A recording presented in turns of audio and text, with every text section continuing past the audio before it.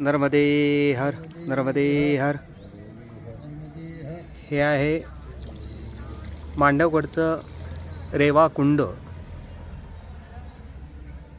रूपमतीचा महाल या समोरच्या बाजूला दिसतो आहे।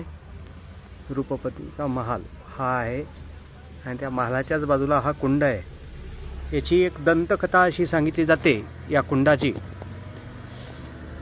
की रूपमती ही मैयाची अत्यंत परमभक्त होती आणि रोज मैयाच्या स्नानासाठी रूपमती जायची आणि ती जेव्हा वृद्ध झाली तेव्हा तिला काय जाणं शक्य झालं नाही आणि तिनं प्रार्थना केली की मला आता तुझ्या दर्शनासाठी तुझ्या स्नानासाठी मला येणं शक्य नाही आहे आणि त्यामुळे मला शक्य नाही म्हटल्यानंतर स्वप्नामध्ये जाऊन रात्री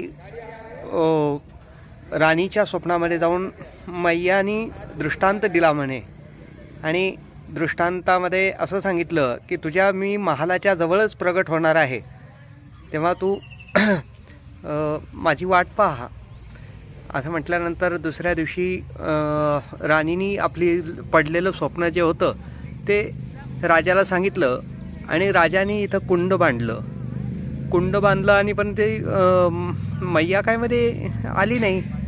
सगळे लोक जमा झालेले होते, पाहत होते आणि राजाने म्हटलं मैया रूपमती राणीला की तुझी मैया कुठे आहे, अजून काय येत नाही आहे। तेव्हा रूपमती राणीने अत्यंत श्रद्धेने प्रार्थना केली मैयाची की मैया माझी परीक्षा पाहतेस का, ये लवकर म्हटल्यानंतर या कुंडामध्ये मैया प्रगट झाली आणि इथे रेवा कुंड असं या कुंडाचं नाव आहे आणि हे मांडवगड या ठिकाणी मध्य प्रदेशमध्ये मैयाच्या थोड्याशा अंतरावर हे ठिकाण आहे। अतिशय प्रत्येक परिक्रमावासी या ठिकाणी येतो, दर्शन घेतो